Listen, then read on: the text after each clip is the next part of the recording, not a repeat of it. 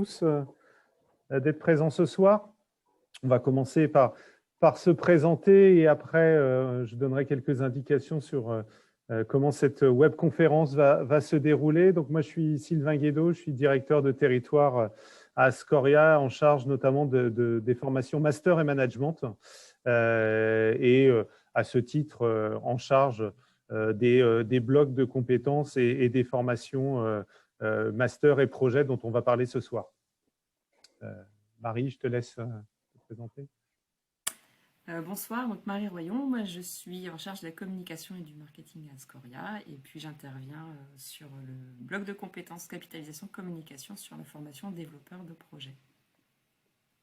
Aude, tu peux te présenter? Bonsoir, donc Aude Ruellan. Moi je suis donc étudiante au sein de la formation développeur de projet. Merci. Et bonsoir à toutes et à tous. Gaël Bellary, je suis responsable de l'incubateur TAC35 et un incubateur d'innovation sociale et d'économie sociale et solidaire à Rennes. Et j'anime avec Ascoria ce module de formation. Merci. Donc, vous voyez la question qu'on a posée, sur laquelle on va tenter de travailler ce soir, c'est celle de comment activer vos envies de projet solidaire. Alors, on va passer à peu près 45 minutes ensemble avec un temps d'échange en 2 temps. Une présentation qu'on souhaite vous faire autour de cette question, de cette mise en tension, et puis, on va dire, d'une forme de réponse ou en tout cas d'accompagnement que TAG35 et Ascoria a constitué autour de ça. Et puis un second temps où on répondra à l'ensemble de vos questions. Donc Marie vous a déjà fait un appel par le fil de discussion, mais n'hésitez pas à poser l'ensemble de vos questions au fur et à mesure de la démarche. Et puis on reprendra avec vous ces questions-là à l'issue de notre présentation. Vous avez vu, on a voulu représenter un peu le panel d'acteurs qu'il y a autour de nos propositions de blocs de compétences sur la conduite et l'accompagnement par le projet. Et vous retrouvez donc les acteurs de TAG et d'Ascoria, et Aude a bien voulu gentiment nous accompagner ce soir pour aussi faire part de son expérience en tant que stagiaire de la formation développeur dont on parlera tout à l'heure. Donc la question qu'on a posée, c'est comment activer vos envies de projet solidaire, et un des éléments de réponse ou une déjà des pistes de construction autour de ça, c'est d'essayer de regarder dans quel contexte se positionnent ces envies de projet solidaires. Alors certes, la pandémie, la période qu'on traverse tous depuis 1 an est venue catalyser, voire révéler un certain nombre de besoins, mais ces besoins étaient également déjà présents antérieurement à cette période. Et c'est vrai que, comme un accord avec TAG, notre vision aujourd'hui des solidarités se positionne notamment sur des enjeux de transformation durable, alors qui trouvent quoi comme écho? La nécessité de couvrir des besoins sociétaux qui ne sont pas ou peu couverts aujourd'hui, effectivement, que ce soit des besoins d'individus, des besoins de groupe ou des besoins de territoire. On voit qu'aujourd'hui, l'articulation, l'organisation des entreprises ou des établissements ne viennent plus complètement répondre à ces besoins, et il faut toujours repositionner un certain nombre de projets, d'actions, de réponses en lien avec les publics concernés. Et ça se fait qu'au prix aussi d'allier l'ensemble des mondes économiques et sociaux. Mais on pourrait rajouter aussi le monde administratif, le monde politique derrière ça. Et nous croyons en tout cas que la question des solidarités ne peut pas se jouer à travers un seul et unique acteur, mais c'est bien dans le maillage des différents profils que cela peut se trouver.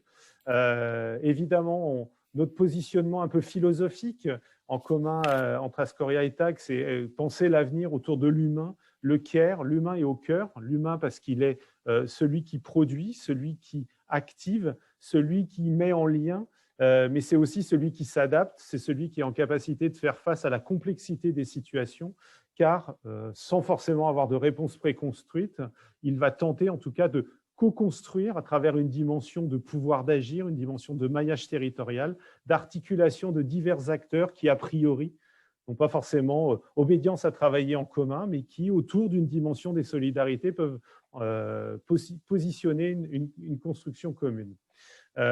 Enfin, les solidarités, c'est aussi transformer le principe de durabilité, qui est aujourd'hui un principe qui est ancré énormément dans les modalités, dans la pensée, mais comment cette durabilité des projets doit devenir des projets concrets. Comment l'impact qu'un projet doit avoir, qu'un projet va initier dans le cadre des solidarités doit avoir un impact positif sur les territoires et pas simplement un impact ponctuel, pas simplement un impact en réponse à un épiphénomène, mais comment il vient bouger les logiques territoriales et ces équilibres territoriaux.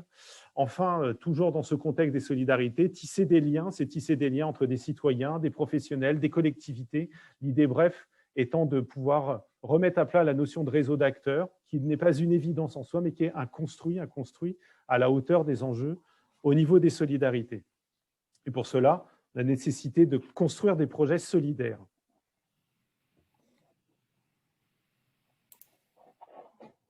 Gaël, je te laisse. Ouais. En fait, ce qui est intéressant dans le rapport en multipartenariat qu'on a pu construire, c'est que c'est venu au départ et historiquement autour de la solidarité. C'était quelque chose qui nous animait les uns comme les autres.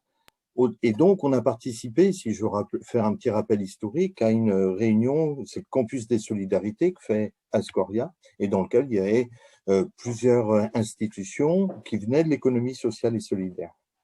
Et au cours de ce Campus de Solidarité, on a pu rencontrer, nous, TAC 35, beaucoup de personnes qui travaillaient, qui venaient se former, ou aussi d'autres entreprises, qui disaient, mais en fait, ce qui est intéressant, c'est autour de cette solidarité, autour de cette notion de social et capitalistique, hein, quelque part, c'est de se dire qu'on peut faire autre chose, qu'on peut varier. Et pour les institutions, de nous dire, mais aussi nous, on a besoin de structurer, comme vous le faites au niveau de l'entrepreneuriat, des projets en interne pour pouvoir évoluer dans les activités que nous menons. Donc, on s'est dit, à partir de ce moment-là, puisque on a des valeurs communes qu'on pouvait partager, dans quelle mesure on pouvait construire quelque chose ensemble. Et il est apparu assez rapidement que finalement, les uns comme les autres, utilisions et avions une maîtrise de la gestion de projet qui permettait de pouvoir offrir conjointement la gestion de projet aux personnes qui souhaitaient être formées sur ce sujet. Donc, on avait bien cet enjeu de solidarité. Pour nous, c'est aussi, au sein d'un incubateur d'économie sociale et d'innovation sociale, d'apporter une autre vision qui est plus entrepreneuriale. Alors, j'arrête tout de suite, hein, il ne s'agit pas de vouloir créer que des entreprises, etc. J'ai bien dit qu'il y avait aussi des projets en interne. Mais en tout cas, c'était de se baser sur cette méthodologie de projet qu'on utilisait en entrepreneuriat pour pouvoir apporter des connaissances sur la structuration d'un projet, sur comment on peut le monter, avec quel partenaire, avec quel financement, on entrera dans les détails après.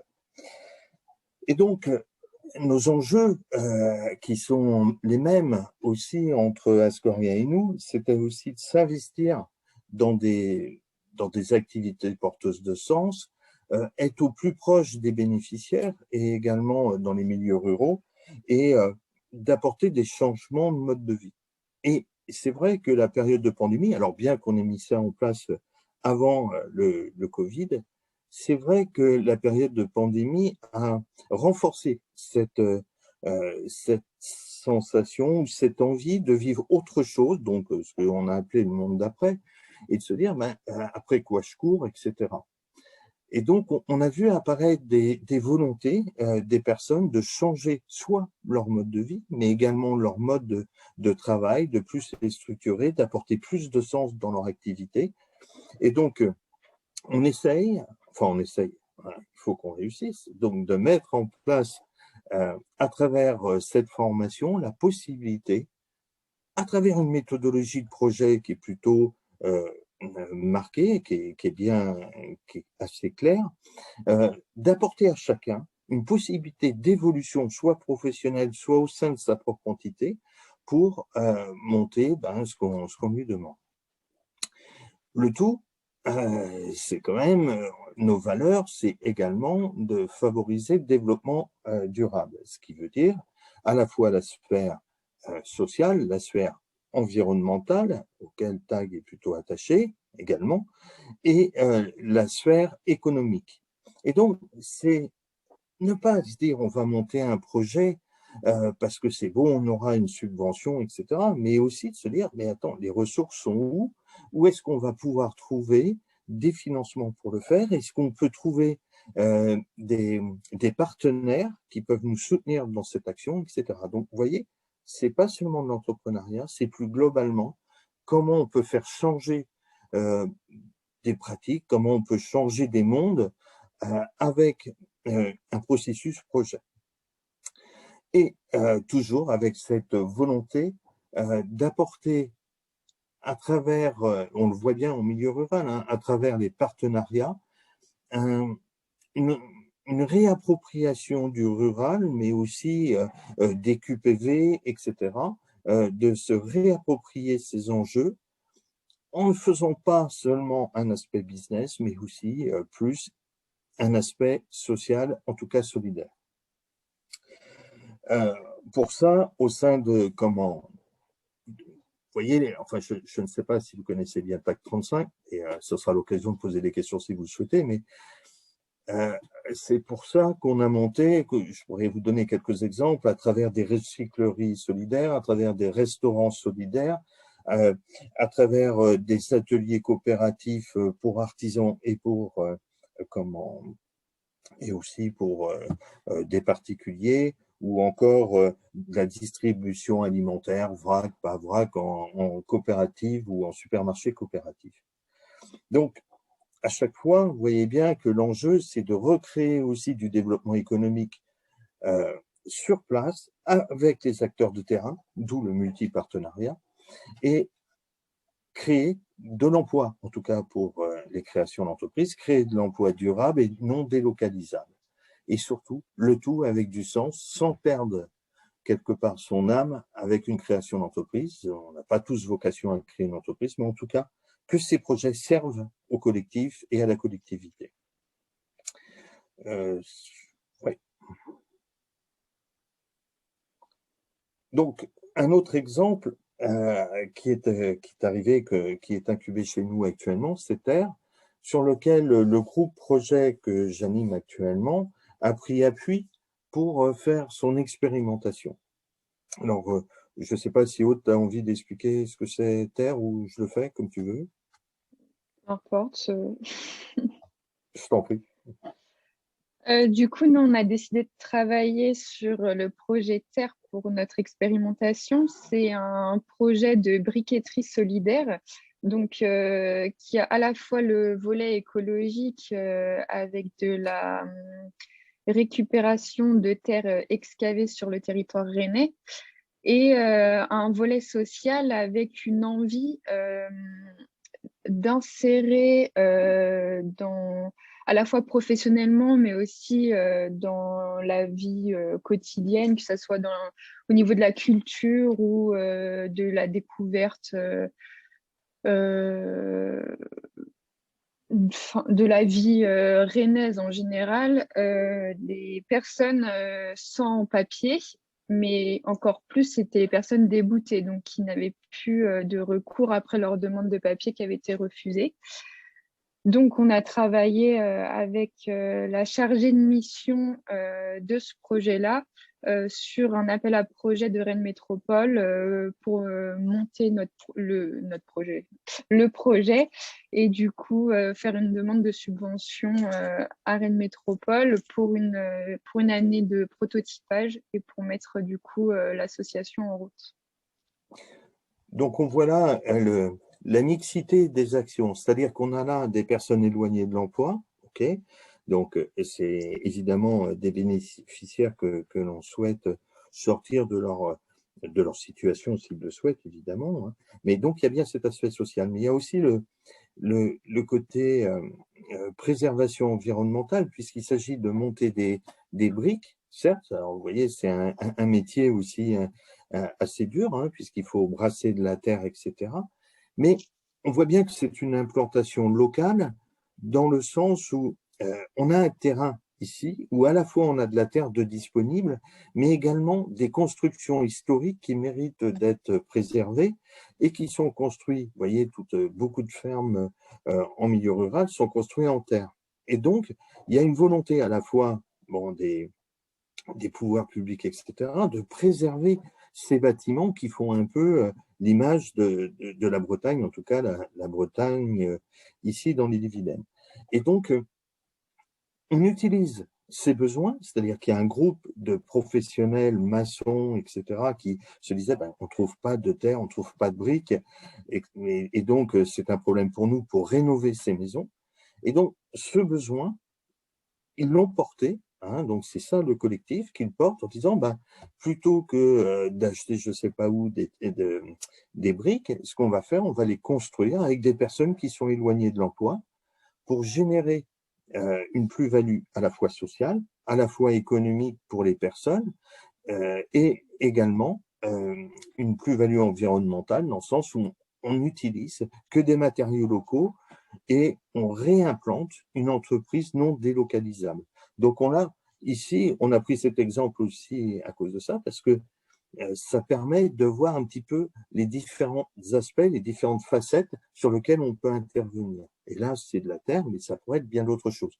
Et l'enjeu, ensuite, ça va être à la fois de réussir à monter un modèle économique qui se tient et également éventuellement de faire ce qu'on appelle de l'essaimage, c'est-à-dire que cet exemple puisse être repris peut-être dans tous les départements bretons, voire au-delà, enfin on verra comment ça se passera. Mais déjà, l'enjeu, c'est de réussir à trouver à la fois un modèle économique équilibré, mais également de démontrer la plus-value sociale que ça peut engendrer.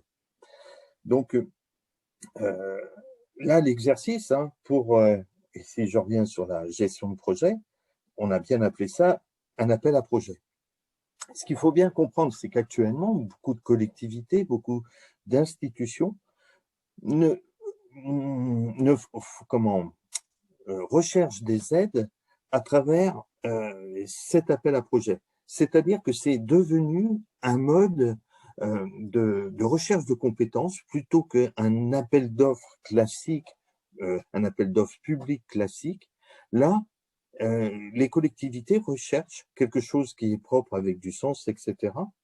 Et vont plutôt faire appel à des appels à projets, et ça en nombre relativement important, les collectivités, les fondations, des entreprises importantes, etc. Et donc, qui dit appel à projet, dit il faut comprendre le projet, il faut savoir l'analyser, savoir le retranscrire et savoir en faire un document synthétique avec à la fois les valeurs sociales, les valeurs environnementales, mais aussi les valeurs économiques. C'est-à-dire qu'est-ce que ça provoque, qu'est-ce que ça peut amener, quel est l'impact social, quel est ce qu'on appelle les externalités positives ou les plus-values dans ces différents champs d'activité.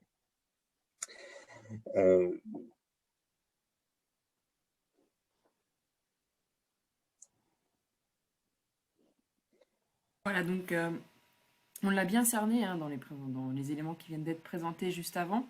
En fait, vouloir devenir développeur, développeuse de projet, c'est vraiment lié à des intuitions, des envies, mais aussi des projets et des besoins des personnes qui se lancent vers ces missions-là, ces fonctions-là. Alors, différents évidemment les uns des autres, d'une personne à l'autre. Ça va être lié à son parcours professionnel, son parcours d'études, mais aussi son parcours de vie, son parcours personnel. Mais globalement, quand même, on se rend bien compte en écoutant les gens qui se tournent vers nous avec ces envies ou ces projets qu'il y a trois axes récurrents dans les demandes et qui sont probablement connectés les uns aux autres. Le premier, c'est vraiment, et Gaël en a parlé juste avant, c'est d'avoir envie, de sentir le besoin de marquer un tournant dans sa carrière, d'aller vers quelque chose qui fait davantage sens avec ses valeurs, une envie d'utilité sociale. C'est souvent la façon dont sont formulées les choses. De créer, d'inventer quelque chose parce que autour de soi, on constate qu'il y a un manque et surtout on constate qu'il y a un potentiel pour faire quelque chose. Donc le second axe, ce serait aussi pour celles et ceux qui auraient pu déjà un peu se documenter sur ce que c'est que l'entrepreneuriat social, c'est-à-dire, pour schématiser, créer ou rejoindre une activité économique qui vise à répondre à des besoins sociaux et environnementaux peu couverts ou non couverts, comme par exemple l'accès aux droits, aux énergies, au logement, lutter contre le gaspillage alimentaire ou encore contre le chômage longue durée, promouvoir le bio, les circuits courts, l'économie verte, etc. C'est vraiment très large. Et en tout cas, tout cela vraiment dans une dynamique de réseau d'acteurs, toujours dans le collaboratif et dans une démarche d'innovation, mais surtout dans une dynamique d'être acteur du changement. C'est ce mon axe, il est vraiment tourné vers ça. Et puis un troisième point dans la formulation de vouloir devenir développeur, développeuse de projet, c'est celui d'une recherche de compétences nouvelles ou recherche de compétences complémentaires à celles qu'on peut déjà avoir pour les mettre en action dans différentes situations. Alors on peut être par exemple déjà en posture de coordination de projet sur son poste et de vouloir rechercher des cordes supplémentaires à son arc en quelque sorte. Ça peut être vouloir être force de projet dans sa structure pour faire vivre des dynamiques d'innovation sociale, par exemple autour de la citoyenneté ou du RSE, responsabilité sociale de l'entreprise. Ça peut être répondre à des appels à projets à dimension de l'économie sociale et solidaire, en maîtrisant vraiment toute la méthodologie nécessaire, comme l'explicitait Gaël juste avant.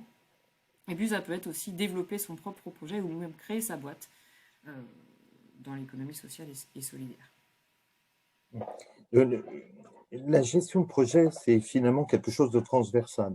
Alors, quelle que soit l'activité que vous avez actuellement, finalement, de toute manière, cette formation peut vous être utile dans le sens où ça ne vous enlève rien, ça vous apporte plutôt une structuration, une autre manière de pouvoir travailler. Et je rejoins Marie sur le fait que on retrouve ces profils donc de personnes à qui une structure demande de créer un projet particulier. Mais quand c'est pour soi, c'est pas forcément pour changer de boulot, ou alors pas à court terme.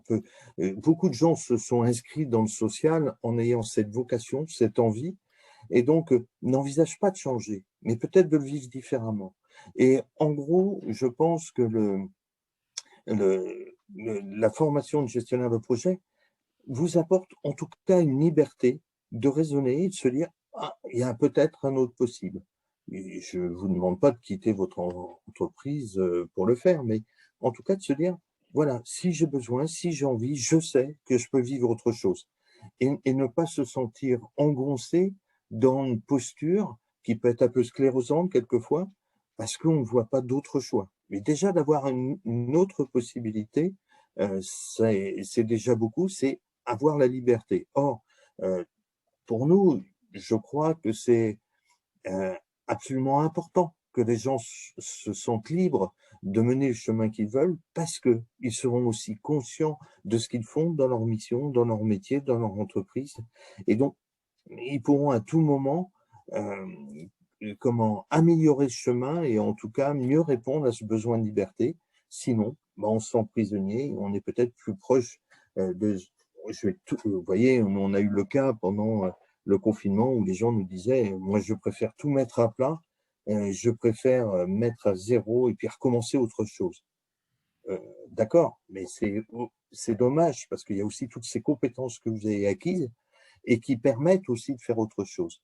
À titre d'exemple, mais c'est qu'un exemple, on avait des groupes de personnes dans l'éducation nationale qui disaient je supporte plus l'éducation nationale, je veux complètement changer de vie. Donc, ils trouvaient des activités à titre individuel. Or, ensemble, ils pouvaient mener un projet collectif qui avait beaucoup plus d'impact, puisque tout ce savoir-faire pédagogique, ils pouvaient le remettre à disposition de leurs élèves, des adultes, etc., mais peut-être sur un champ différent. Et donc, c'était bien ça. Peut-être ce qui leur manquait, c'est d'avoir su créer un projet collectif pour pouvoir entrevoir un avenir différent que seulement l'éducation nationale avec une rupture au bout. Voilà, ça c'était vraiment tout blanc ou tout noir, 0 ou 1, comme vous voulez, mais en tout cas, de passer à j'ai un savoir-faire, je l'abandonne complètement parce que mon environnement m'est insupportable et donc je ne vois pas autre chose que de tout quitter. Non, je pense que c'est aussi, à travers le projet, de pouvoir créer autre chose et de se donner ces libertés d'action.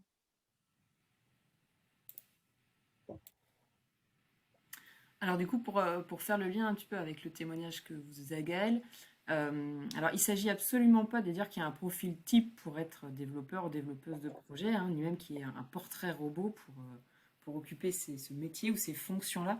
Mais globalement, on va quand même retrouver des grandes tendances, peut-être des caractéristiques chez les personnes qui vont se lancer dans cette aventure-là.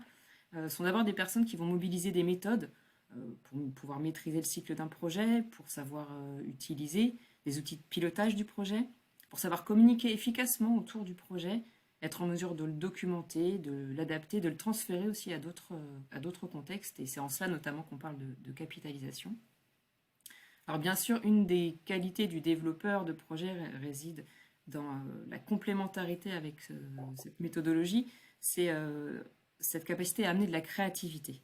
En fait, il y a une forme d'audace, quand même, on peut le dire comme ça, je pense, une envie d'originalité, tout du moins de faire autrement, parmi les profils que nous, on peut rencontrer. Et du coup, dans cette faire autrement, il y a toujours cette caractéristique de vouloir jouer le collectif, le collaboratif, le participatif. Alors à la fois dans l'équipe, projet, mais aussi avec les différentes parties prenantes du projet, que ce soit les utilisateurs, les bénéficiaires du projet, de l'action, les partenaires, les décideurs, mais aussi les financeurs. Donc voilà, il y a tout un écosystème à animer, à faire vivre en tant que développeur de projet. Et tout ceci, en fait, dans une volonté de performance. Alors, performance au sens de la connaissance ou la connaissance de son environnement, de la méthode, elle est suffisamment en fait maîtrisée pour laisser l'innovation surgir dans un climat, on dirait du coup, bienveillant et stimulant. En tout cas, avec une vision stratégique du projet à moyen et long terme qui fait qu'on rentre dans une dynamique de management de projet qui soit à la fois efficace, efficient et durable. Donc voilà, c'est en ça qu'on dit de façon peut-être un peu synthétique entre audace et détermination, mais voilà, on pourrait considérer que c'est un peu ces quatre panels-là de profils qui peuvent ressurgir dans les différents développeuses que nous, on peut rencontrer. Peut-être pour rebondir sur ce que tu disais, Marie, tout de suite, c'est il y a des invariants dans ce poste-là et dans les personnes qui se tournent vers des fonctions de ce type-là. C'est la question du sens et de l'utilité. La question d'être en capacité, effectivement, de produire à travers son action du quotidien quelque chose qui, déjà, nous redonne du sens à nous-mêmes et puis derrière, qui permettent d'avoir du sens et de l'utilité pour les autres. Alors les autres, ils sont définis, c'est des personnes qu'on a en face à face, ou les autres, c'est des citoyens, c'est un territoire, c'est des habitants au sens très large du terme. Et c'est vrai qu'à travers cette dimension-là, le pari qu'on fait, nous, avec TAG, autour de cette question, c'est de déterminer des profils de professionnels qui reprennent ces quatre grands piliers, ces quatre grandes dimensions de la notion de développeur ou de développeuse. Okay. Alors, il y a déjà une ou deux questions dans le chat, mais je vous propose qu'on déroule encore un peu la présentation, puis on pourra prendre les questions une à une après, vous apporter des réponses un peu personnalisées. Mais du coup, ouais, juste avant de basculer sur la deuxième partie, on avait envie de vous proposer un exemple d'offre d'emploi à impact positif que vous pourriez trouver en cherchant sur le web. Et juste après, on vous donne des ressources. Et pour info, le support de la présentation d'aujourd'hui va vous être envoyé par la suite. Comme ça, vous y retrouverez toutes les ressources nécessaires. Donc là, c'était un poste de chargé des projets. Il manque un hub d'innovation sociale par AnimaFac, qui est un réseau d'associations étudiantes. Gaël, tu veux peut-être la commenter un petit peu, cette offre-là ? Oui, alors, sachant que je suis un mauvais professeur dans le sens où je ne lis pas tout ce qui est décrit sur les diapos, hein, je les commente plutôt. Mais en tout cas, pourquoi elle est assez systématique actuellement? C'est qu'on voit que à la fois, c'est pas tant une question de niveau scolaire, c'est plus, vous voyez, des compétences qui peuvent être, et en tout cas qui sont très transversales. On voit là, on retrouve l'impact positif. Alors, impact positif, c'est quoi? Ben, c'est ce que j'ai dit tout à l'heure, les plus-values que l'on retrouve d'un côté social, environnemental, ou de percevoir l'économie de manière différente. La deuxième chose, c'est qu'il s'agit bien de projets, donc des fonctions transversales. Donc, de la même manière, vous ne verrez pas forcément dans les annonces parce que je l'essuie assez depuis que je fais cette formation, on verra pas forcément chef de projet, quoique on verra souvent chargé de mission ou des choses comme ça, mais on verra surtout des fonctions, vous voyez, qui sont de l'ordre de la conception, du travail multipartenarial, de compétences à la manipulation d'outils, numériques ou pas, surtout du savoir-être qui sont de l'ordre de comment on fait bouger un groupe, comment on fait prendre des décisions, des choses comme ça. Et surtout, être capable de décliner une méthodologie. Et ça, c'était quelque chose d'important, cette méthodologie, et notamment sur notre aspect pédagogique, si je puis dire. C'est-à-dire que je ne vais pas prendre un logiciel particulier ou une technique particulière pour vous expliquer ce qu'est la gestion de projet. Pourquoi? Parce qu'il y a une multitude d'outils, il y a une multitude de supports informatiques, etc.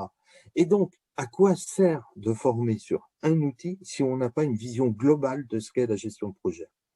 Et donc, on va en utiliser, hein. Je vous rassure, pour ceux qui aiment bien l'informatique, on en utilise quand même parce qu'il y a beaucoup d'outils qui sont beaucoup plus ludiques maintenant en gestion de projet qu'ils ne l'étaient avant. Mais enfin, il ne faut pas s'arrêter à une méthode, à un outil. Parce que vous arriverez dans une entreprise ou dans un autre service, etc. Et il n'y aura pas cet outil. Alors, comment vous faites? Donc, c'est bien de comprendre la philosophie d'ensemble et pour vous amener progressivement à connaître des outils qui, finalement, sont utilisés dans tous les supports informatiques qui existent. Et donc, pour moi, l'enjeu, c'est d'apprendre cette méthodologie, enfin de vous faire comprendre cette méthodologie, pour qu'ensuite, quel que soit le support, quel que soit le lieu ou l'endroit, pour vous, pour un tiers, peu importe, vous puissiez l'appliquer avec les outils qui seront en place. Et je pense que ça, c'est important. Donc, en tout cas, pour le fait de trouver un emploi, puisque là, il s'agissait de trouver un emploi, voyez que c'est bien des compétences transversales qui sont demandées et non pas des compétences verticales, j'ai tel titre, etc. Voilà.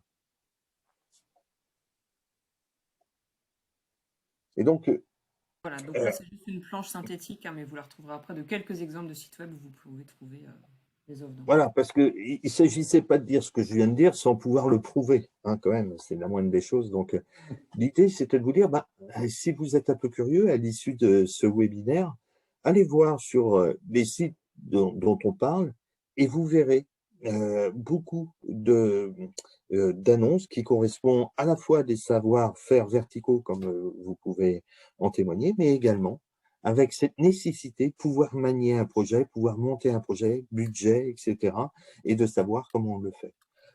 Peut-être ce qu'on n'a pas précisé au tout départ, c'était effectivement, on a pour ambition d'être aussi de faire partie de l'éducation populaire, c'est-à-dire qu'elle s'adresse à tous. Il ne faut pas se tromper. D'avoir la capacité d'avoir une vue d'ensemble est important. Donc, peut-être ceux qui en ont moins l'habitude, ça sera peut-être un effort supérieur à faire. J'ai dit qu'on n'utilisait pas d'outils informatiques, on en utilise quand même. Et donc, il faut savoir que, alors sans que ce soit des formules alambiquées sur Excel, hein, où il y a certainement des gens bien meilleurs que moi, mais on peut faire beaucoup de choses avec des outils informatiques, donc il faudra s'y coller. Et je pense qu'il vaut mieux prévenir que, en dehors des cours, on n'est plus, enfin, si vous voulez, moi, je suis plutôt un professionnel, donc il y a à la fois le cursus, le cours qu'on va vous donner, mais il ne faut pas se tromper. Il y a du boulot à titre personnel à faire à côté pour pouvoir acquérir ces données, les expérimenter, faire des découvertes, avoir des frustrations, parfois ça arrive, hein. Mais en tout cas, ce que nous souhaitons, c'est que vous ayez une forte satisfaction à obtenir ce diplôme pour ce qu'il est, mais aussi pour la suite de vos activités. En tout cas, allez sur ces réseaux, vous verrez bien. Merci, ça fait une transition pour aller vers la formation, Gaël. L'enjeu derrière, effectivement, pour nous, c'est de créer en fait des parcours de formation ou des réponses en termes de formation à l'ensemble des exigences qu'on vient de vous évoquer. Vous voyez, qui sont disparates, complémentaires mais disparates, qui sont fortes parce qu'elles s'activent et elles s'articulent aussi avec des enjeux sociétals importants. Et elles sont importantes, ces offres de formation, parce qu'elles doivent aussi permettre de répondre à des besoins individuels de formation avec des parcours qui sont extrêmement disparates, on le disait tout à l'heure, des personnes qui sont en reconversion professionnelle, des personnes qui sont issues du champ du sanitaire, des solidarités, mais pas que, des personnes qui veulent aller vers l'économie sociale et solidaire pour créer leur entreprise, d'autres qui veulent travailler dans des établissements qui sont déjà constitués, et puis des profils de poursuite d'études aussi autour de ça. D'ailleurs, peut-être Aude, en quelques mots, si tu acceptes de nous dire quelques mots de ton parcours, puis surtout ce que tu viens chercher sur cette formation. Alors, moi, j'ai fait une licence de sociologie entre Rennes et Paris avant de venir dans la formation. Et j'avais vraiment une volonté pour la prochaine formation que j'allais faire d'acquérir des compétences, des savoirs avec lesquels je pourrais directement entrer dans le monde du travail. Avec lesquels j'allais me sentir à l'aise de travailler, parce que la sociologie, j'ai beaucoup aimé, c'est très vaste, c'est très théorique, mais pour moi, c'est pas assez concret, et je trouve justement au sein de cette formation un côté assez moderne, si je peux dire ça, du social, puisqu'on l'emmène vers un côté un peu entrepreneuriat, ce qui nous donne une vision très globale de l'économie sociale et solidaire. On peut du coup constater que toutes les connaissances qu'on va acquérir lors de la formation, c'est des connaissances qui sont universelles à tous les domaines. On n'est pas, rien que par rapport aux formateurs qu'on a, on n'a pas que des formateurs du milieu social, du social, du coup, ce qui fait qu'on a une vision globale. Et moi, c'est ce que j'attendais de la formation, d'être dans le vif du sujet et de monter en compétences, et de manière assez rapide aussi. Merci. Donc, par rapport à ça, en fait, on a constitué avec TAG une réponse de formation et de montée en compétences qui se positionne autour de 4 blocs qu'on va vous présenter assez synthétiquement juste après. Mais ce qui est important pour nous aussi, c'est dans l'approche méthodologique des choses. Certes, il y a les 4 piliers sur lesquels je vais revenir, mais il y a aussi surtout la démarche temporelle de la formation. On la veut courte, mais intense. On a tendance à parler de blocs de compétences flash, c'est-à-dire que globalement, 3 des 4 blocs de compétences se fait sur 5 semaines.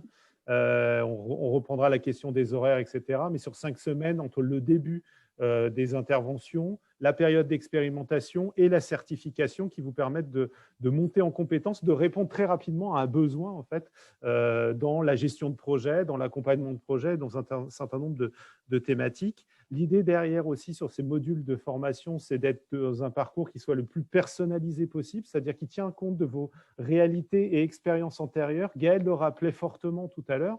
Franchir le pas d'un organisme de formation et venir vous former avec TAG et Ascoria, c'est pas oublier ce que vous avez été avant. En fait, surtout pas, parce que c'est bien à partir de ça qu'on va le travailler, et c'est bien à partir de vos parcours. Donc, ce qui fait que aussi les propositions de formation, de temps de formation doivent être ajustées à vos expériences antérieures, tout en tenant compte quand même qu'on essaye de déployer une méthodologie qui a un sens, elle aussi, et une utilité en tant que telle. Donc, c'est aussi de ne pas perdre les ferments de cette dimension-là. Et puis, une pédagogie qui se veut absolument active et qui se tourne autour de ces 4 grands piliers.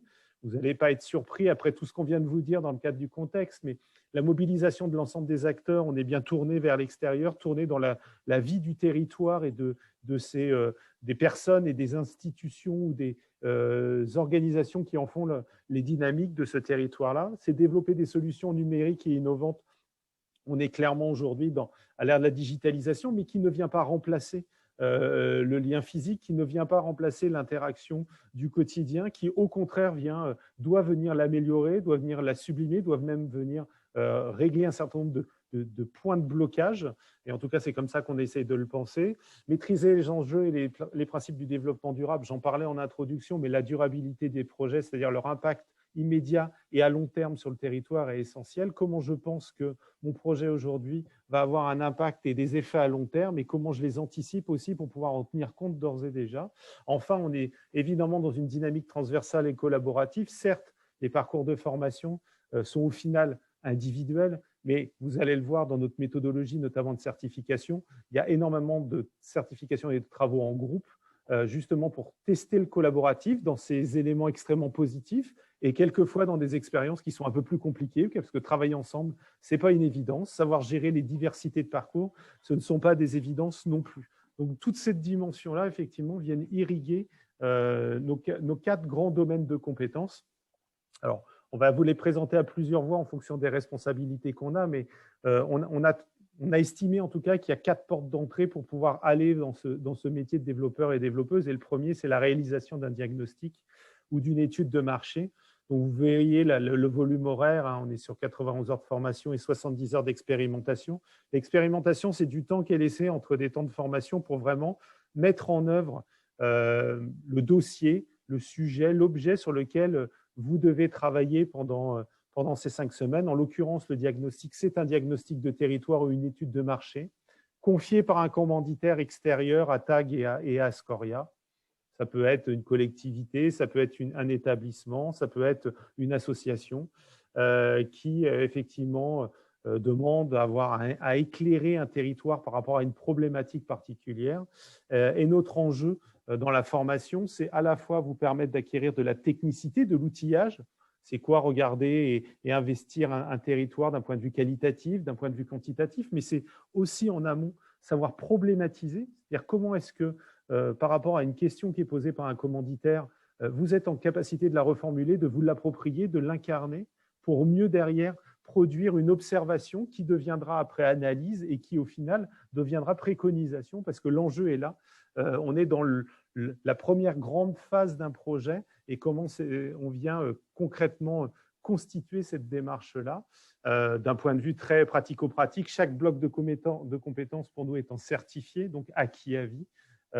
Vous avez un diagnostic donc à conduire collectivement par groupe de 3 à 5 stagiaires et à présenter collectivement devant le commanditaire, puis un jury composé de formateurs et de professionnels de façon assez classique.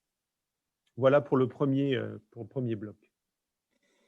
Je reviens sur effectivement l'aspect collectif où on voit que ça a été une modification du champ de l'emploi ces dernières années où auparavant on était essentiellement des artisans quelque part. On avait tout un savoir-faire en main et on pouvait faire de A jusqu'à Z notre mission. Maintenant, on s'aperçoit que c'est plus ça, c'est qu'il faut ce collectif, il faut savoir travailler avec les autres, savoir déléguer, mais aussi savoir avoir une vision d'ensemble. Et donc, on part toujours à travers le module, à travers les projets, en tout cas avec le module qu'on vient de voir, hein, le diagnostic du territoire, diagnostic d'une entité, peu importe. Et ensuite, on a en main une proposition de projet. Et là, c'est la partie la plus importante, c'est sans doute celle-ci, au-delà du suivi qu'on va voir après, mais c'est surtout savoir concevoir, savoir mettre en application, savoir anticiper tout ce qui va se passer dans le projet. Ça va être ça l'enjeu. Et donc, on voit qu'on a un nombre d'heures qui est relativement resserré. Hein, c'est pour ça que j'insistais tout à l'heure sur le travail personnel, mais on a voulu, je crois, avec Ascoria et TAG, que ce soit aussi des temps de formation resserrés. C'est-à-dire que pour chacun, qu'il ait la possibilité de s'absenter pendant ces heures de formation. Mais c'est aussi un enjeu fort, c'est-à-dire qu'il faut qu'on vous mette à ce niveau que l'on essaye, que l'on prétend avoir à l'issue de cette formation, dans un temps relativement court. Donc, c'est pour ça que j'insistais tout à l'heure sur, certes, il y a la formation, certes, il y a l'expérimentation, mais vous ne pourrez pas vous exonérer aussi d'un travail personnel, de recherche, etc., et mise en commun, puisqu'on parie sur le collectif pour progresser ensemble. Et donc, là, cette phase-là, vous la retrouvez plus sur, à partir de ce diagnostic, comment on met en place les choses, comment on se repose les questions pour être sûr de bien répondre aux besoins, comment on s'organise pour rendre temporel un projet qui était une masse informe à réaliser. Et aussi sur des objets qui sont le budget, où évidemment, soit on vous confie un budget au sein d'une structure, et il faudra s'y tenir, ou essayer de faire en sorte qu'on s'y tienne, ou en tout cas, vous avez une création d'activité, où là, eh bien, les financeurs diront OK, mais pour tel volume de finances, et donc dans ce cas-là, il faut savoir tenir son budget également. Et le tout pour se dire, ben, on va jusqu'à la réponse à un appel d'offres, c'est-à-dire on a une entité qui nous propose de réfléchir et de répondre à travers un appel à projet sur une activité. Ouais, mais qu'est-ce qu'on met en place? Quels seront les attendus? Comment on va vérifier que ça fonctionne, etc. En tout cas, toute cette partie préalable est extrêmement importante et c'est c'est pas la plus structurante, mais elle est extrêmement structurante. Peut-être, Aude, tu pourrais repréciser peut-être ce que tu as vécu, ou à moins que ce soit peut-être dans l'expérimentation qui a suivi aussi, puisque Aude a suivi à la fois cette partie, mais également la partie expérimentation. C'est vrai que il y a une chose très importante, c'est l'investissement personnel qu'on doit mettre au sein de cette formation, parce que au-delà du fait que vous venez en formation tout d'abord pour vous, enfin moi je suis venue dans cette formation pour moi, pour monter en compétences et pour apprendre des nouvelles choses. Mais il y a le travail de groupe qui est quand même très important. 70 heures d'expérimentation, c'est ce qu'on nous donne en termes d'horaire sur une période d'expérimentation. Mais nous, par exemple, pour notre projet, on a mis beaucoup plus de temps. Mais après, c'était un choix parce qu'on a décidé de s'investir à fond dans le projet. Après, tout ce qui est question budget, il ne faut pas avoir peur. Et c'est moi qui dis ça. Parce que c'est quand même... à la fin de ce projet, par exemple, pour Terre, on a réussi à monter un projet de A à Z, quelque chose qui est viable et qu'on conçoit sur 3 ans. On n'était pas des très, très fortes en maths ou peu importe, mais on a quand même réussi à faire quelque chose de concret à la fin. Après, c'est un des modules pour moi qui est les plus importants au niveau de l'apport des méthodes et des connaissances, parce que en fait, il faut voir du début jusqu'à la fin, il faut avoir une vision globale du projet, il faut réussir à se projeter, il faut réussir à savoir comment on va l'évaluer, mais aussi toute la base du projet, comment il a été pensé, décortiquer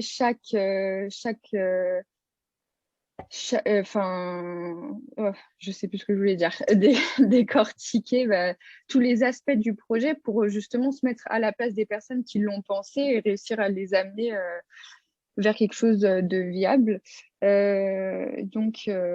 C'était très intense, mais très enrichissant comme module. Parce que du coup, c'est la dimension immersive que tu pointes, c'est-à-dire de se mettre à la place du porteur de projet et puis d'aller jusqu'au bout de la démarche. Donc, il faut comprendre la démarche parce que ce n'est pas vous qui l'avez pensée. Et en plus, derrière, pouvoir le travailler plus spécifiquement. Et ça, sur un temps quand même assez restreint. Enfin, c'est pour ça qu'il faut être disponible à 100% aussi dans la formation. Ça me fait penser aussi à un retour que m'ont fait donc les promos précédentes, qui était de dire jusqu'au moment où on est avant l'expérimentation, on ne se sent pas forcément légitime. Est-ce qu'on est compétent ou pas pour voir la suite? Et c'est à partir de cette expérimentation où on est confronté à des situations réelles qu'on se dit, finalement, j'ai bien absorbé toute cette matière, cette procédure, et je la mets en œuvre à travers des dossiers où spontanément, au début de la formation, vous ne seriez peut-être pas allé, parce que vous dites qu'il y a trop de contraintes, etc. Mais en fin de compte, l'intérêt, c'est qu'il y a une progression aussi pédagogique, je l'espère, qui est la plus fluide, qui paraît finalement simple pour chaque brique, puisqu'on parle de briques, là c'est le moment, mais pour chaque brique s'additionne et qui finalement forme un tout qui est applicable en expérimentation. Et je pense que c'est ça qu'on a cherché à faire avec Ascoria également.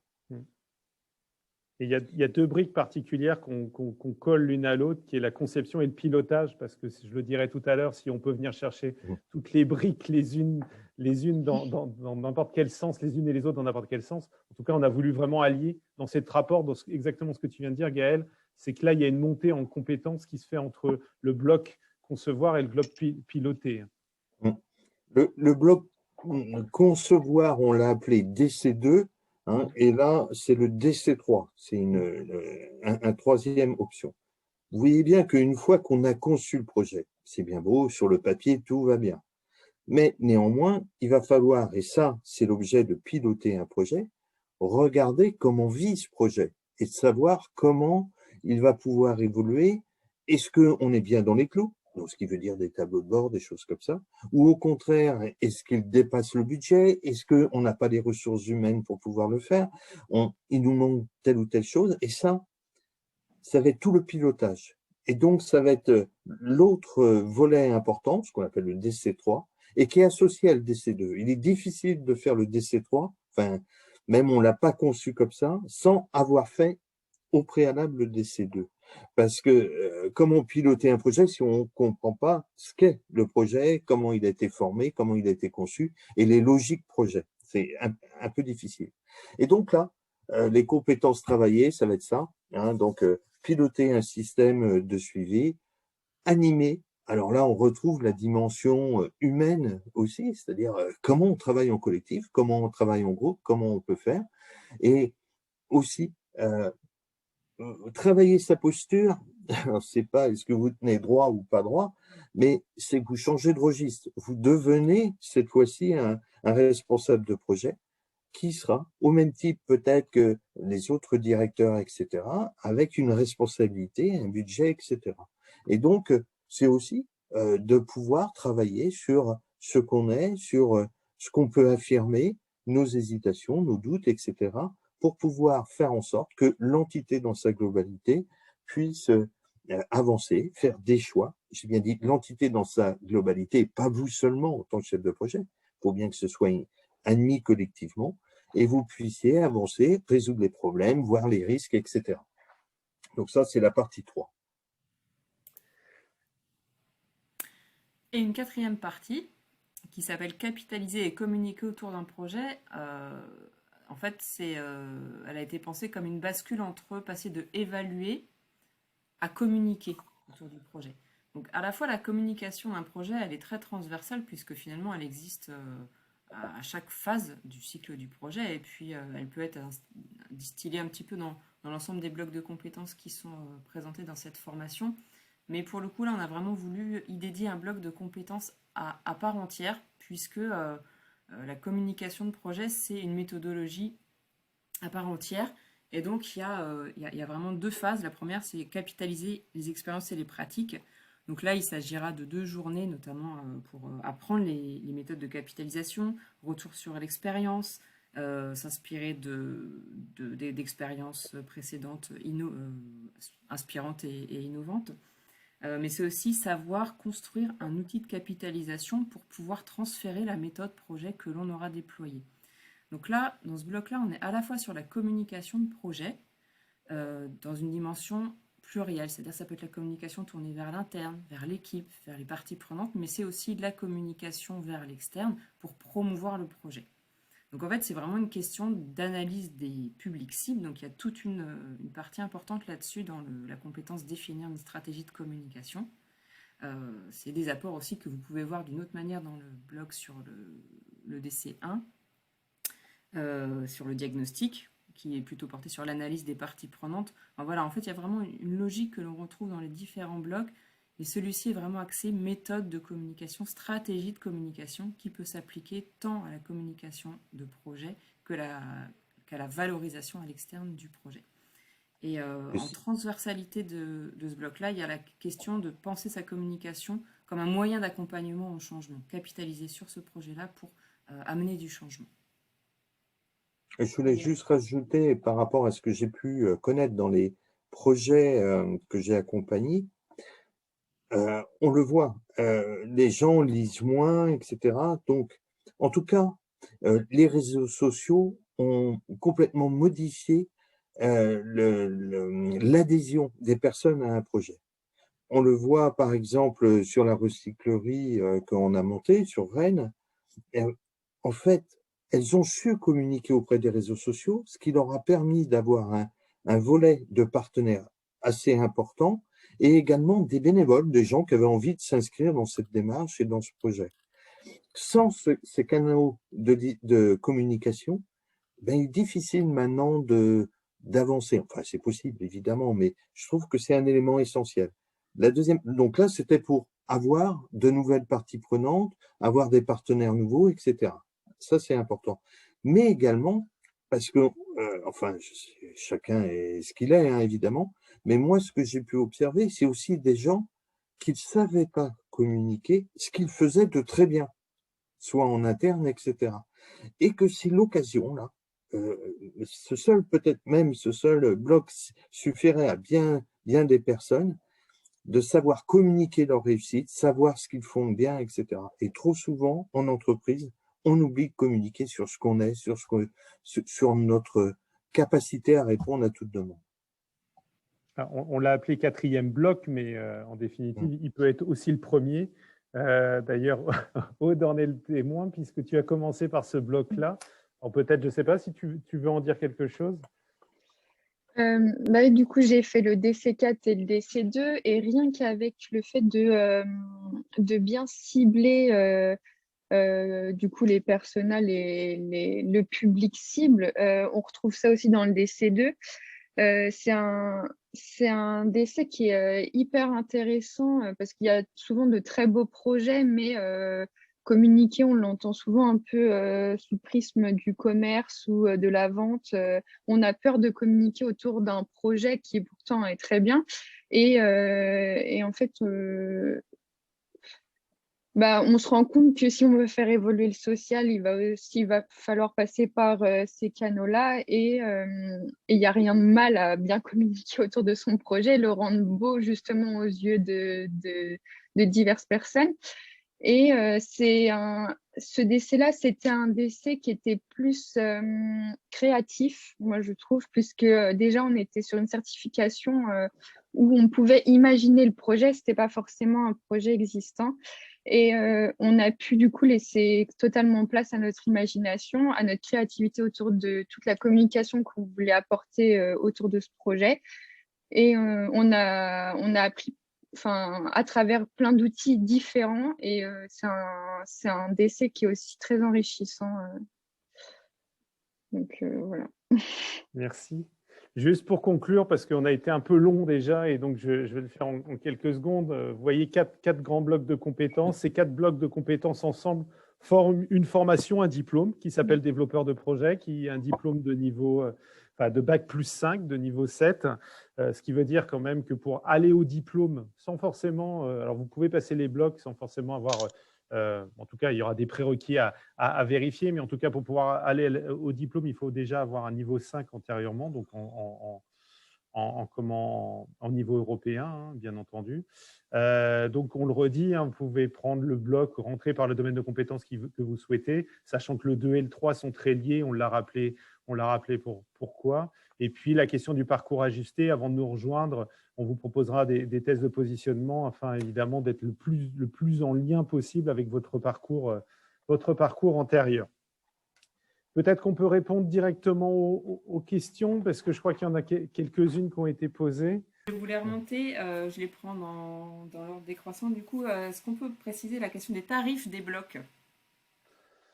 La question des tarifs des blocs. Alors, premièrement, c'est compliqué de répondre à cette question pour deux raisons. C'est-à-dire qu'on a 2 types de parcours. Un parcours complet, c'est-à-dire que si vous venez prendre les tarifs, les 4 blocs d'un coup, le parcours entier, ce n'est pas tout à fait le même tarif que si vous êtes si vous venez chercher qu'un seul bloc.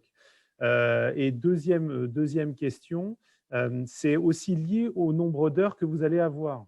Parce que si vous avez un test de positionnement, c'est évidemment pour que derrière, vous puissiez avoir un volume horaire qui soit le plus ajusté possible.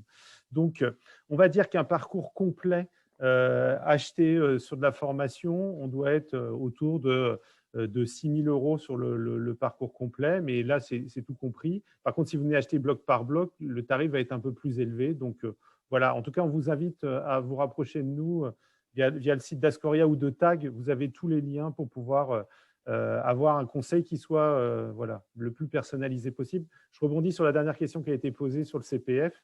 Pour l'instant, la formation n'est pas CPF-isable. Vous ne pouvez pas utiliser votre CPF autonome parce qu'il nous faut faire 3 rentrées pour pouvoir le déposer au répertoire national et à France Compétences. Or, aujourd'hui, on est dans la 2e session et dans le 2e cycle. Donc voilà. Alors, il y a une question, une personne qui est fonctionnaire territorial, est-ce qu'il y a des passerelles spécifiques? Alors, je ne sais pas ce que vous entendez par passerelle spécifique. Est-ce que c'est des passerelles pour rentrer en formation? Auquel cas, on a une fonctionnaire territoriale en cours de formation actuellement qui s'est fait financer une partie de sa formation par sa collectivité. Après, si c'est la reconnaissance du diplôme au sein de la fonction publique territoriale, aujourd'hui, on n'y est pas, évidemment. Mais vous avez vu que notre logique, nous, c'est plutôt de former à des domaines de compétences, certes, qui obtient un niveau au final, mais surtout par des compétences, parce que c'est le sens de la réforme de la formation professionnelle d'il y a quelques années maintenant, mais c'est aussi le sens, il nous semble en tout cas, on essaye en tout cas de vous avoir déployé ça ce soir, le sens aussi de la logique des schémas d'emploi aujourd'hui.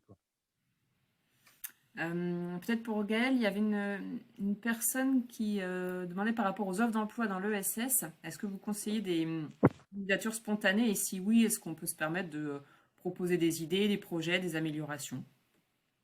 Alors, comme dans toute chose, je pense que la candidature spontanée est toujours possible. Encore faut-il que les offres soient, enfin, qu'il y ait un poste ouvert, etc., ou qu'en tout cas, on envisage de recruter. Enfin, comment vous dire, moi, quand on recrute chez nous, ce qu'on attend surtout, c'est un projet. Qu'est-ce qu'on attend comme projet? Qu'est-ce que vous souhaitez avoir comme projet au sein de la structure? Et c'est un petit peu ça que je conserverai. C'est toujours possible, évidemment. Par contre, il faut bien tomber. À quel moment?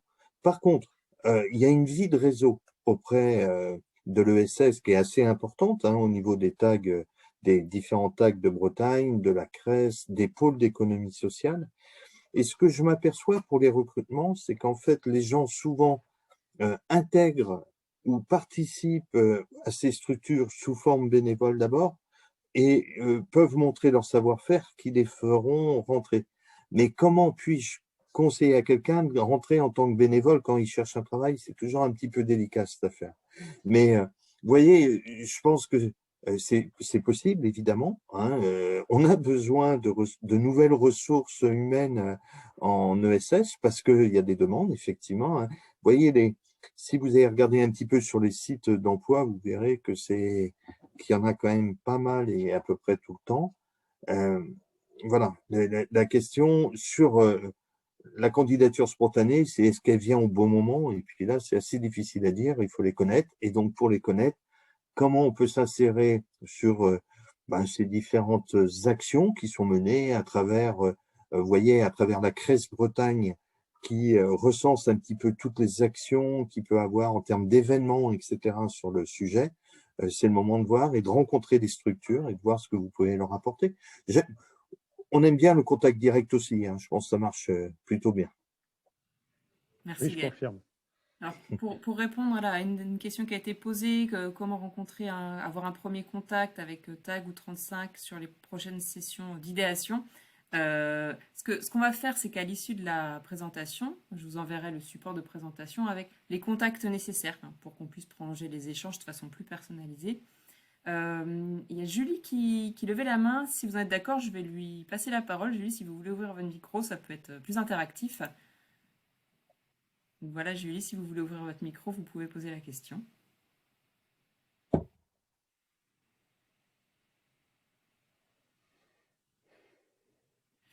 Et du coup, juste en attendant, je remonte cette question-là d'une personne, alors Maria, qui a des diplômes espagnols de niveau 5. Est-ce que ce serait possible pour elle de faire la formation? Ça recoupe avec les différentes questions qu'il y a eu sur les prérequis. Voilà, c'est l'occasion d'apporter des messages plus... D'accord. Alors, Julie n'avait pas de question. Ah, Julie n'avait pas de question. Sur les diplômes européens de niveau 5, logiquement, pas de problème. Le seul élément, c'est qu'il y a une petite dimension administrative pour avoir un papier très officiel pour dire que votre diplôme espagnol est bien reconnu du même niveau, à moins que ce soit un diplôme universitaire avec des ECTS, auquel cas les choses se font automatiquement. Donc là, encore une fois, vous vous rapprochez de nous et puis on vous donnera, de toute façon, c'est une démarche administrative gratuite qui se fait assez rapidement. Mais en fonction de la nature du diplôme, il peut y avoir cette petite subtilité-là, mais a priori, pas de blocage particulier à attendre. Licence pro aussi, c'est bon, c'est accessible. Parce que je vois la question en même temps. Donc, on est vraiment sur une question à peu près de bac+3, si vous voulez. L'enjeu pour nous, Gaël l'a dit, vous pourriez nous dire, c'est un peu contradictoire avec ce que vous nous avez dit, c'est-à-dire que des dimensions où on monte en compétences, ça peut être lié aussi à des expériences, etc. Oui, mais c'est aussi l'exigence. Et nous, on souhaitait avoir un diplôme de niveau 7, bac+5, puisque on estime en tout cas que les compétences auxquelles on vous prépare sont de ce niveau-là. Et c'est vrai que d'un point de vue très réglementaire, on va le dire comme ça, il faut avoir des prérequis de bac+3 pour pouvoir réussir à rentrer dans cette démarche. Donc voilà, on n'est pas dans une possibilité, on ne veut pas forcément mettre de côté des personnes qui ont d'autres types de parcours ou d'autres types de prérequis, mais c'est vrai que c'est un point particulier. Par contre, ça ne vous empêche pas, en fonction du parcours que vous avez fait, si vous avez un besoin particulier sur un domaine de compétences, de vous rapprocher de nous et en fonction du parcours, de vos motivations, etc., de pouvoir faire certains domaines de compétences. Alors, c'est une question d'Amel. Peut-on intégrer la formation et des blocs de compétences spécifiques avec un projet bien avancé ou qui a été déployé?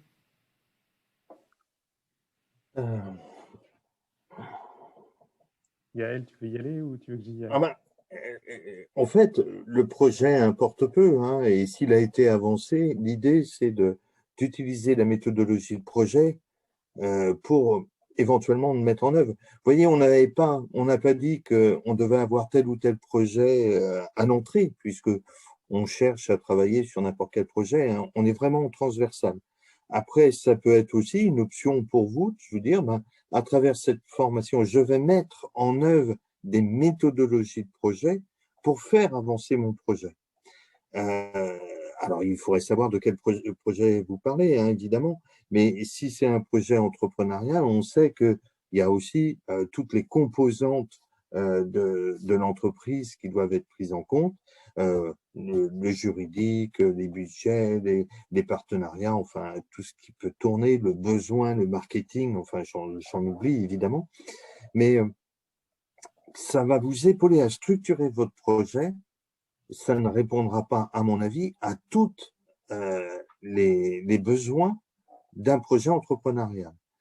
Par contre, si c'est un projet interne, en intrapreneur ou des choses comme ça, ou un projet tout simplement que votre structure souhaite faire, eh ben, c'est de se dire, OK, ça peut servir d'objet d'étude et comment on peut épauler, le monter, comment on peut chercher à valoriser ce que vous faites. Mais je ne peux pas vous promettre là qu'on prendra votre projet, parce qu'il s'agit bien d'un groupe d'élèves qui s'est positionné. Vous voyez comment ça s'est fait pour Rhodes. Ce qu'on a fait, on a proposé un différent projet et le groupe a choisi. Alors, est-ce que dans ce cas, le groupe va choisir votre projet? J'en sais rien. Je ne peux pas vous le dire maintenant. Ou alors, ça voudrait dire que c'est moi qui décide, ce qui n'est pas le cas. Donc, ce sera le groupe qui choisira. Ok, merci Gaël. Je propose qu'on prenne la toute dernière question et je pense qu'elle va être pour Sylvain. Tac, tac. Voilà, qu'est-ce qui différencie cette formation du, alors je ne connais pas le titre, DCPSL du CCB, le Collège coopératif de Bretagne. Et pour toutes les autres questions, si vous voulez poser dans le chat, on vous apportera des réponses par la suite. La réponse essentielle, alors je ne connais pas dans le détail le produit que propose le collège coopératif. Pour moi, j'en vois deux dimensions, en tout cas, dans ce qu'ils énoncent et dans ce que nous, on fait, ou en tout cas ce qu'on prône. Nous, on a une dimension qui est fortement ancrée sur l'entrepreneuriat. Alors, l'entrepreneuriat, et je reprends les propos de Gaël, c'est-à-dire pas forcément dans la création de l'entreprise, et c'est aussi dans la dynamique projet au sein même d'un établissement. Demain, vous êtes professionnel dans un établissement, la question de l'expérimentation, de la dynamique projet, de la création de nouveaux espaces, etc., c'est aussi de l'entrepreneuriat. Alors, c'est de l'entrepreneuriat peut-être délocalisé par rapport à la manière dont on le localise habituellement, mais c'est aussi cette dimension-là. Et derrière, je pense que vous l'avez remarqué, nous, notre objectif d'abord, c'est de monter en compétence sur des blocs particuliers. On ne vous a pas parlé de savoir, ou très peu ce soir, on ne vous a pas parlé de monter en connaissance sur tel ou tel domaine des sciences humaines, etc., puisque c'est dans l'application. et dans ces montées en compétences-là qu'on souhaite le faire. Notre pédagogie sur 5 semaines ou sur 4 semaines, elle n'est pas simplement, c'est pas du marketing, c'est une réalité, c'est-à-dire, alors Aude pourrait en témoigner aussi, nous ce qu'on souhaite derrière ça, c'est certes le rythme est important, mais parce qu'en fait derrière c'est pour pouvoir adapter et adopter aussi ce rythme-là dans le secteur professionnel. Oui, il y a besoin de temps long pour mettre en œuvre les projets, mais il y a aussi besoin de temps court par moment pour pouvoir interagir rapidement avec des acteurs quels qu'ils soient, savoir s'adapter, être agile. Et l'agilité, ce n'est pas simplement un mot, c'est aussi une expérimentation. Donc, je pense que cette question du rythme nous change un petit peu avec la proposition du CCB. Après, moi, je ne connais pas les méthodologies ancrées, etc. Mais le lien entre TAG et Ascoria, c'est aussi allier une connaissance, une démarche liée au champ médico-social et une démarche de l'économie sociale et solidaire pour réunir en fait des méthodologies et des visions qui produisent, en tout cas on espère, hein, je regarde Gaëlle et Marie, évidemment Aude dans sa version d'expérimentation, mais on espère produire quelque chose d'un petit peu nouveau. Alors pas forcément pris les uns indépendamment des autres, mais l'ensemble, l'entièreté, puis ce pilotage à deux têtes nous permet en tout cas de se dire qu'on est ancré dans des champs professionnels qui ne sont pas parallèles, mais qui sont complètement articulés aujourd'hui, en tout cas qui doivent l'être au vu des enjeux qu'on a fixés tout à l'heure. Ok, eh bien, écoutez, je vous propose à tous de clôturer cette webconférence. On vous remercie d'être venus si nombreux. Gaël, tu avais un dernier mot peut-être. Oui, c'est parce que je voyais des choses sur le chat concernant est-ce qu'on doit venir du médico-social ou l'ESS pour venir. Pour moi, l'ESS embrasse toutes les activités humaines. Ça dépend le sens qu'on veut y mettre. À la limite, on pourrait réinventer la chimie plus environnementale, etc. C'est pas le problème. Donc, ce n'est pas tant un savoir-faire, ce que j'appelais moi un petit peu les savoirs verticaux, mais de se dire qu'on va apprendre quelque chose en transversal qui va servir, que ce soit en chimie ou pour une réorientation future, etc. De la même manière, il y avait quelqu'un qui était dans le spectacle que j'ai vu au tout départ. C'est ça, c'est de se dire qu'on va, à travers ces projets, changer ce qu'on veut changer. Et c'est pour moi plutôt un engagement de se dire, tout est possible. Et dans l'économie sociale et solidaire, ne pas s'arrêter uniquement à ce que vous voyez actuellement. Et vous verrez que si vous ouvrez, si vous regardez les offres d'emploi, que finalement, ça s'ouvre à des mondes très différents. Merci. Merci à tous et à toutes. Et donc, on répondra à vos questions. Il faudra qu'on les reprenne pour celles qui resteraient en suspens. On a été un petit peu plus long que prévu, mais je pense que ça nécessitait. Aude, merci beaucoup de nous avoir accompagnés ce soir autour de ces échanges. Merci à tous et bonne soirée et à très bientôt.